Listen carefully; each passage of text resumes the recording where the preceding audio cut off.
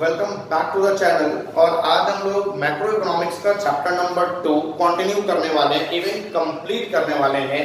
यानी chapter number 2 का मतलब basic concepts of macro economics, उसका एक वीडियो ऑलरेडी आपके यूट्यूब चैनल पे अपलोडेड है। अगर आपने वो वीडियो नहीं देखा है तो जाकर के वो वीडियो देख लो। और जो छोटे मोटे बचे हुए पार्ट्स थे उस चैप्टर के, वो आज के वीडियो में मैं कंप्लीट करूंगा और ये चैप्टर आज ही कंप्लीट हो जाएगा। तो चलो जल्दी से देखते हैं कि और क्या क्या पार्ट्स बचे हुए थे चैप्टर नंबर 2 के। तो सबसे पहला जो पार्ट है, सबसे पहला जो कॉन्सेप्ट आज के वीडियो में हमने देखना है वो है डोमेस्टिक टेरिटरी। अब डोमेस्टिक टेरिटरी होता क्या है, सबसे पहले इसको समझो।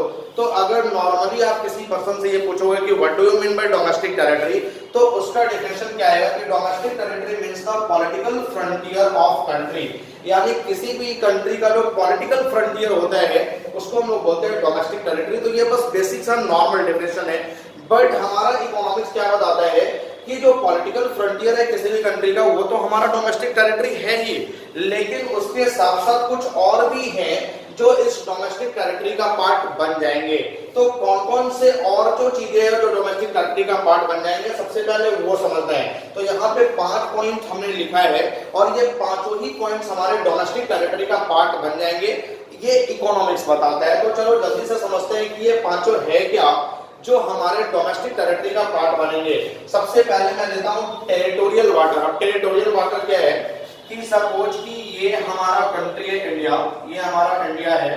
तो ये इंडिया का जो भी पॉलिटिकल फ्रंटियर है ये तो हमारा डोमेस्टिक टेरिटरी है ही, लेकिन टेरिटोरियल वाटर का मतलब कि हमारे डोमेस्टिक टेरिटरी से सटे हुए, हमारे डोमेस्टिक टेरिटरी से लगे हुए जितने भी वाटर हैं, ये ओशियन वाटर या फिर सी वाटर, ये वाटर भी हमारे डोमेस्टिक टेरिटोरियल का पार्ट बन जाएंगे। बट एक चीज का ध्यान रखना है कि ये वाटर जो है ये काफी आगे तक दूसरे कंट्री से भी सटे हुए हैं। तो सारे कंट्री से सटे हुए जो वाटर है या ओशियन वाटर है, सी वाटर है, ये हमारे डोमेस्टिक टेरिटरी का पार्ट नहीं बनेंगे। इसका भी एक कुछ एरिया है कि कुछ एरिया आगे तक, सपोज कि मैं एग्जांपल लेता हूं कि 100 मीटर आगे तक का जो वाटर होगा वो हमारे डोमेस्टिक टेरिटरी का पार्ट बन जाएगा। तो जो भी हमारे पॉलिटिकल फ्रंटियर से लगे हुए वाटर हैं, ओशियन वाटर, सी वाटर, उनको मैं बोलता हूं टेरिटोरियल वाटर, और ये टेरिटोरियल वाटर हमारे डोमेस्टिक टेरिटरी का पार्ट बन जाएंगे।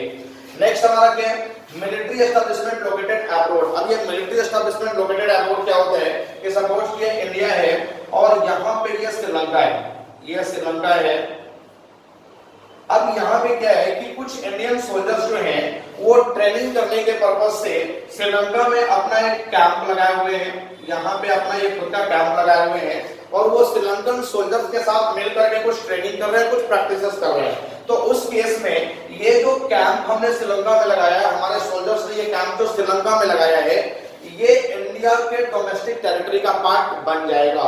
सिमिलरली अगर श्रीलंकन सोल्जर्स हमारे इंडिया में कुछ कैंप लगाए हुए हैं और वो इंडियन सोल्जर्स के साथ मिलकर के कुछ ट्रेनिंग या कुछ प्रैक्टिसेस कर रहे हैं, तो ये कैंप हमारे इंडिया के डोमेस्टिक टेरिटरी का पार्ट नहीं बनेगा, ये श्रीलंका के डोमेस्टिक टेरिटरी का पार्ट बन जाएगा। इसको हम लोग बोलते हैं मिलिट्री एस्टेब्लिशमेंट लोकेटेड अब्रॉड, और ये भी हमारे डोमेस्टिक टेरिटरी का पार्ट होता है।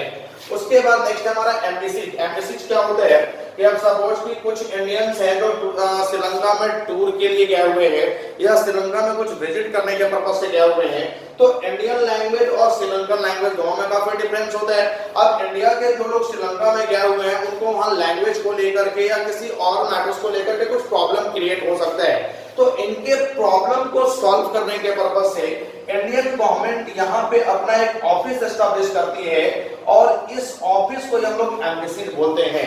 तो यहाँ से कोई भी पर्सन अगर टूर के लिए श्रीलंका गया हुआ है और उसके साथ किसी भी तरह का कोई प्रॉब्लम क्रिएट हो रहा है, तो यहाँ पे कुछ इंडियंस लोगों को हेल्प करने के लिए बैठे हुए हैं, वो इंडियन एम्बेसी होता है।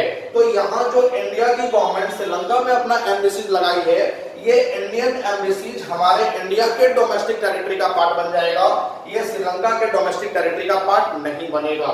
सिमिलरली अगर श्रीलंका ने अपना खुद का एम्बेसीज इंडिया में सेटअप किया है, तो उस केस में ये जो आपका श्रीलंकन एम्बेसी हमारे इंडिया में है, ये श्रीलंका के डोमेस्टिक टेरिटरी का पार्ट बनेगा, ये हमारे इंडिया के डोमेस्टिक टेरिटरी का पार्ट नहीं बनेगा। इसी तरह से और भी बहुत सारे कंट्री जो इंडिया में अपना एम्बेसी लगाते हैं और इंडियन गवर्नमेंट जो है वो बहुत सारे अलग अलग कंट्रियों में अपना एम्बेसी एस्टेब्लिश की हुई है। तो जो भी इंडिया के एम्बेसी अलग अलग कंट्री में एस्टेब्लिश हैं वो इंडिया के डोमेस्टिक टेरिटरी का पार्ट होंगे, वो अलग कंट्री के डोमेस्टिक टेरिटरी का पार्ट नहीं होंगे। तो ये एम्बेसी भी हमारे डोमेस्टिक टेरिटरी का पार्ट बन जाता है। उसके बाद नेक्स्ट है हमारा oil and natural gas risk. Oil and natural gas risk का मतलब क्या होता है कि वो जो ऑयल और नेचुरल गैस के बड़े बड़े कंटेनर्स होते हैं उनको हम लोग रिस्क बोलते हैं। तो यहाँ पे जो डोमेस्टिक टेरिटोरियल वाटर है, इस टेरिटोरियल वाटर के अंदर में सी वाटर या ओशियन वाटर के अंदर में कुछ ऑयल और कुछ नेचुरल गैस के अलग अलग रिस्क होते हैं। तो ये जो इंडियन डोमेस्टिक और टेरिटोरियल वाटर के अंडर में ऑयल और नेचुरल गैस के कंटेनर्स हैं वो हमारे इंडिया के डोमेस्टिक टेरिटरी का पार्ट बन जाएंगे, वो किसी दूसरे कंट्री के डोमेस्टिक टेरिटरी का पार्ट नहीं बनेंगे।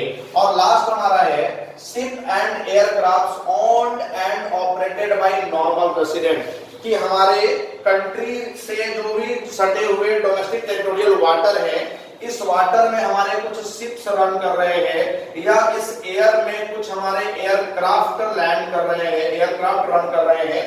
तो अगर ये एयरक्राफ्ट और ये ships on and control by normal residents है, यानी उसको ऑन भी नॉर्मल रेसिडेंट्स कर रहा है और कंट्रोल भी नॉर्मल रेसिडेंट्स कर रहा है, तो ये शिप्स और एयरक्राफ्ट हमारे इंडिया के डोमेस्टिक टेरिटरी का पार्ट बन जाएंगे, ये किसी और कंट्री के डोमेस्टिक टेरिटरी का पार्ट नहीं बनेंगे। तो ये 5 भी इसमें इंक्लूड हो जाते हैं। यानी इकोनॉमिक्स हमको ये बताता है कि जो पॉलिटिकल फ्रंटियर है हमारे कंट्री का वो तो हमारा डोमेस्टिक टेरिटरी है ही, उसके साथ साथ ये 5 और चीजें हैं जो हमारे डोमेस्टिक टेरिटरी का पार्ट बन जाते हैं। अब उसके बाद यहाँ पे है नॉर्मल रेसिडेंस। तो मेरा जो नेक्स्ट कॉन्सेप्ट है वो है नॉर्मल रेसिडेंस। नेक्स्ट कॉन्सेप्ट मेरा नॉर्मल रेसिडेंस। अब नॉर्मल रेसिडेंस क्या होता है आप इसको समझो। देखो नॉर्मल रेसिडेंस में हमेशा 2 चीज आती है कि एक पर्सन अगर किसी कंट्री में रिसाइड करता है, रहता है और उसका बेसिक एक्टिविटी भी उसी कंट्री में पूरा हो रहा है, तो वो पर्सन हमारा नॉर्मल रेसिडेंस होगा। यहाँ पे मैंने लिखा है एन इंडिविजुअल और एन इंस्टीट्यूशंस, यानी यहाँ पे कुछ इंडिविजुअल्स और इंस्टीट्यूशंस भी आने वाले हैं। इंडिविजुअल्स का मतलब हम और आप जैसे लोग, और इंस्टीट्यूशन का मतलब कोई फर्म, कोई कंपनी, ये सारे लोग भी नॉर्मल रेसिडेंस में आने वाले हैं। Who ordinarily resides in a country and whose center of economic interest also lies in that country, यानी कोई भी इंडिविजुअल और इंस्टीट्यूशन अगर किसी कंट्री में रह रहे हैं और उनका सेंटर ऑफ इकोनॉमिक इंटरेस्ट भी इंडिया में ही है या किसी कंट्री में ही है। सेंटर ऑफ इकोनॉमिक इंटरेस्ट का मतलब क्या होगा कि उनका बेसिक एक्टिविटी भी उसी कंट्री में पूरा हो रहा है, यानी उनका रहना, कमाना, खाना सब कुछ उसी कंट्री में पूरा हो रहा है, उसको हम लोग नॉर्मल रेसिडेंस बोलेंगे। और यहाँ पे एक केस स्टडी आता है कि कौन कौन से लोग नॉर्मल रेसिडेंस होंगे और कौन कौन से लोग नॉर्मल रेसिडेंस नहीं होंगे। तो यहाँ पे मैं एक लेता हूँ कि कौन कौन से लोग नॉर्मल रेसिडेंस होते हैं और कौन कौन से लोग नॉर्मल रेसिडेंस नहीं होते हैं। देखो अब सपोज कि ये इंडिया है, यहाँ पे ये इंडिया है और यहाँ ये श्रीलंका है, ये श्रीलंका है, ये इंडिया है। अब इंडिया में कुछ लोग हैं जैसे टाटा कंपनी है, रिलायंस है, एयरटेल भी यही है, इसके बाद मोहन भी यही है, राम भी यही है।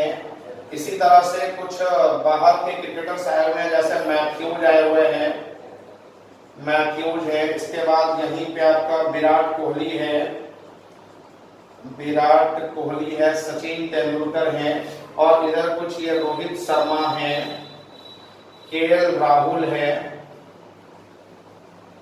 रोहित शर्मा, केएल राहुल। इसी तरह से ये मलिंगा है,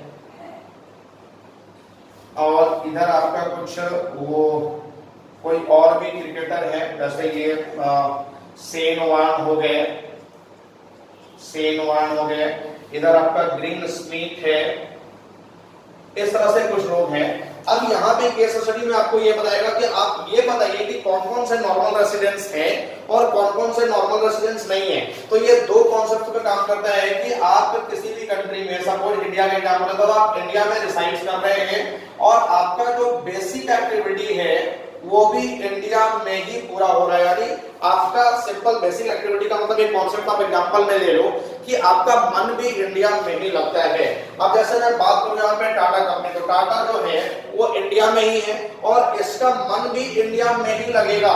रिलायंस इंडिया में ही है, एयरटेल इंडिया में, विराट कोहली है तो विराट कोहली इंडिया में है, लेकिन इसका मन भी इंडिया में ही लगेगा, बेसिक एक्टिविटी भी इंडिया में पूरा होता है। सिमिलरली रोहित शर्मा जो है ये इंडिया में रहता है, बट अभी क्रिकेट खेलने के लिए ये श्रीलंका गया हुआ है, लेकिन इसका मन कहां लगेगा, इसका मन इंडिया में ही लगेगा। केएल राहुल का मन कहां लगेगा, इंडिया में ही लगेगा। उसी तरह से ये शेन वॉर्न है, तो शेन वॉर्न जो है ये ऑस्ट्रेलियन क्रिकेटर है, वो क्रिकेट खेलने के पर्पस से इंडिया में आए हुए हैं, लेकिन इनका मन कहां लगेगा, ऑस्ट्रेलिया में लगेगा, इनका बेसिक एक्टिविटी वहीं पे पूरा होगा। अब जैसे ग्रीन स्मिथ है, अगर ग्रीन स्मिथ ग्रीन स्मिथ जो है वो साउथ अफ्रीका के क्रिकेटर है, लेकिन वो श्रीलंका में भी आए हुए हैं कुछ दिनों के लिए क्रिकेट खेलने के पर्पस से, तो ये श्रीलंका में क्रिकेट खेल रहे हैं, लेकिन इनका मन कहां लगेगा, साउथ अफ्रीका में लगेगा। तो अब यहाँ पे ये देखना है कि कौन सा नॉर्मल रेसिडेंस है और कौन सा नॉर्मल रेसिडेंस नहीं है। तो टाटा इंडिया में ही है और इसका मन भी इंडिया में ही लगेगा, तो ये नॉर्मल रेसिडेंस है। रिलायंस इंडिया में है और मन भी इंडिया में लगेगा, तो ये नॉर्मल रेसिडेंस है। एयरटेल भी नॉर्मल रेसिडेंस हो जाएगा। विराट कोहली इंडिया में ही रहते हैं और इंडिया में ही इनका मन भी लगता है, तो ये नॉर्मल रेसिडेंस हो जाएंगे। उसी तरह से सचिन इंडिया में रहते हैं और इंडिया में ही इनका मन भी लगता है, तो ये भी नॉर्मल रेसिडेंस हो जाएंगे। मोहन, राम, ये सब नॉर्मल रेसिडेंस हो जाएंगे क्योंकि ये इंडिया में ही और इंडिया में ही इनका मन भी लगता है। उसी तरह से रोहित शर्मा, तो रोहित शर्मा भले ही क्रिकेट खेलने के श्रीलंका गया हुआ है, लेकिन उनका बेसिक एक्टिविटी इंडिया में, उनका मन कहां लगेगा, इंडिया में ही लगेगा, तो रोहित शर्मा भी नॉर्मल रेसिडेंस हो जाएंगे। केएल राहुल भी नॉर्मल रेसिडेंस हो जाएंगे। शेन वॉर्न नॉर्मल रेसिडेंस नहीं होंगे क्योंकि इंडिया में कुछ दिनों के लिए आए हुए हैं, लेकिन इनका मन ऑस्ट्रेलिया में लगेगा। मैथ्यूज इंडिया में है, लेकिन इनका मन अपनी कंट्री में लगेगा। ग्रीन स्मिथ श्रीलंका में आए हुए हैं, लेकिन इनका मन साउथ अफ्रीका में लगेगा। तो ये सब हमारे नॉर्मल रेसिडेंस के पार्ट नहीं बनेंगे। तो ये था हमारा कि अगर कोई भी पर्सन किसी कंट्री में रह रहा है और उसका बेसिक एक्टिविटी भी उसी कंट्री में हो रहा है, तो फिर वो नॉर्मल रेसिडेंस होगा। आई होप कि आपको क्लियर है। अब उसके बाद चलते हैं, इट डज नॉट इंक्लूड, यानी कौन कौन से लोग नॉर्मल रेसिडेंस में इंक्लूड नहीं होते हैं। सबसे पहला फॉरेन टूरिस्ट एंड विजिटर्स, यानी अगर कोई फॉरेन टूरिस्टर है बस टूर के लिए आया हुआ है, या कोई फॉरेन विजिटर्स है बस विजिट करने आया हुआ है, तो वो नॉर्मल रेसिडेंस नहीं होगा। फॉरेन स्टाफ, कोई भी फॉरेन स्टाफ जो इंडिया में किसी स्पेशल प्रोडक्ट के लिए या किसी दूसरे कंट्री में किसी स्पेशल प्रोडक्ट के लिए आया हुआ है, वो इंडियन नॉर्मल रेसिडेंस का पार्ट नहीं बनेगा। फॉरेन ऑर्गेनाइजेशन, अगर कोई भी फॉरेन ऑर्गेनाइजेशन या इंटरनेशनल ऑर्गेनाइजेशन है, वो नॉर्मल रेसिडेंस का पार्ट नहीं बनेगा। लाइक WHO, यानी WHO एक फॉरेन ऑर्गेनाइजेशन है, एक इंटरनेशनल ऑर्गेनाइजेशन है, बट उसका एक ऑफिस हमारे इंडिया में भी है, लेकिन वो हमारा नॉर्मल रेसिडेंस का पार्ट नहीं बनेगा।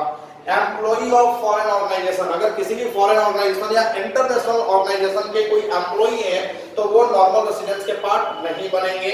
और last border worker, border worker क्या था, ये इंडिया और नेपाल के कॉन्सेप्ट्स को ध्यान में रखते हुए आया था कि इंडिया और नेपाल दोनों कंट्री एक दूसरे से सटे हुए हैं और इनके बॉर्डर पे कोई रेस्ट्रिक्शंस नहीं है, यानी इजीली आप नेपाल जा सकते हैं और नेपाल वाले लोग इजीली इंडिया आ सकते हैं। तो यहाँ पे देखिए क्या था कि कुछ जो बॉर्डर वर्कर्स थे, कुछ वर्कर जो स्ट्रीट फूड वगैरह लगाते थे या फिर वो स्ट्रीट बिजनेसमैन थे, वो अपने बिजनेस के लिए वो इंडिया आ जाते थे और इंडिया के कुछ स्ट्रीट वर्कर जो थे वो काम करने के पर्पस से नेपाल आ जाते थे।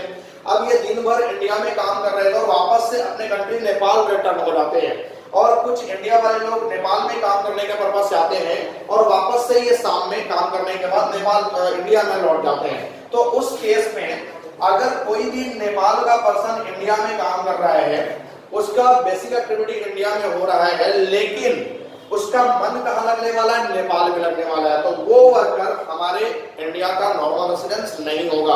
अब भले ही वो 12 घंटा 24 घंटे में 12 घंटा इंडिया में काम कर रहा है, लेकिन उसका बेसिक एक्टिविटी नेपाल में पूरा होगा, उसका मन कहां लगेगा, नेपाल में, तो वो हमारे नॉर्मल रेसिडेंस का पार्ट नहीं बनेगा। तो ये बॉर्डर वर्कर्स भी हमारे नॉर्मल रेसिडेंस का पार्ट नहीं बनते हैं। तो आई होप कि ये नॉर्मल रेसिडेंस आपका पूरी तरह से क्लियर है। अब एक लास्ट कॉन्सेप्ट बचा हुआ है, आज के वीडियो में कदम कंप्लीट करेंगे हम लोग, सिटीजनशिप एंड रेसिडेंशिप। अब ये सिटीजनशिप और रेसिडेंशिप क्या होता है आप इसको समझो। मैंने यहाँ पे डिफरेंशिएट किया है सिटीजनशिप और रेसिडेंशिप को। सिटीजनशिप क्या है, it is a legal concept but it is economic concept. अब सिटीजनशिप एक लीगल कॉन्सेप्ट है। लीगल कॉन्सेप्ट का मतलब कि यहाँ पे इंडियन लॉ इंटरफेयर करेगा। और it is economic concept. Economic concept का मतलब वही सेंटर ऑफ इकोनॉमिक इंटरेस्ट कि जहां आपका कमाना हो रहा है वहां आप नॉर्मल रेसिडेंशिप में रहेंगे। अब उसके बाद नेक्स्ट पॉइंट बोलता है कि Indian citizenship arises only. Indian citizenship तभी अराइज होगा जब पहला point when a person is born in India, जब किसी पर्सन का बॉर्न इंडिया में हुआ है, और when Indian law allows to be citizen of India, यानी अगर आपका बॉर्न इंडिया में हुआ है तो आप ऑटोमेटिकली इंडियन सिटीजनशिप है।